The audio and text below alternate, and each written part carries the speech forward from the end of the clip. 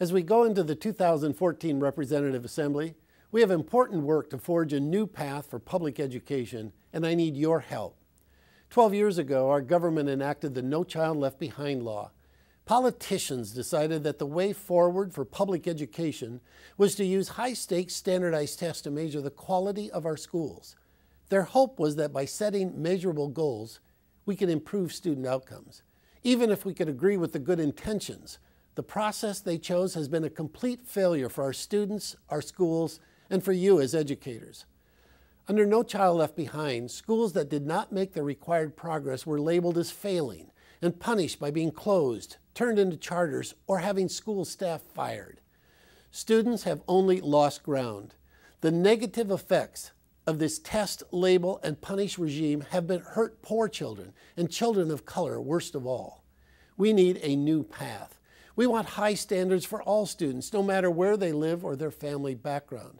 We want assessments that help us truly understand where students are struggling, but we are all tired of over-testing that now requires almost a third of our time in schools.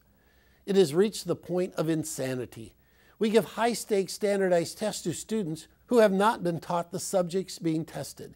We use test scores to evaluate teachers who not only didn't teach the subject being tested, but did not teach the students taking the test. It is time to end this toxic testing and implement real accountability for our public education system.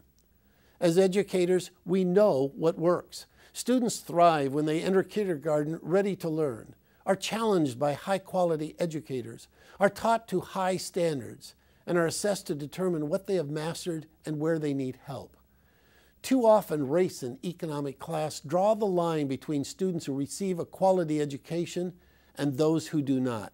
This must end now, and together we can take a major step forward at this Representative Assembly.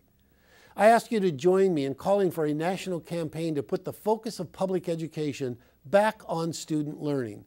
We must call on leaders such as Secretary Arne Duncan to start leading the effort, to bring an end to the excessive and toxic testing in our schools, provide equality of opportunity for each and every student, develop a new accountability system that prioritizes learning over labels, to provide the best possible learning environment for our students.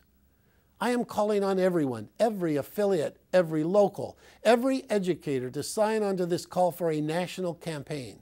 And we need parents, the civil rights community, and everyone who is a friend and supporter of quality public education to lend their voices to this call.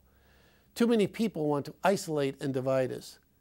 United, we can make the change that we hope for and make our students' dreams become reality.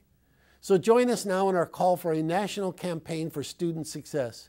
We need you to raise your hands so together we can reclaim our schools, our profession, and the future of our students.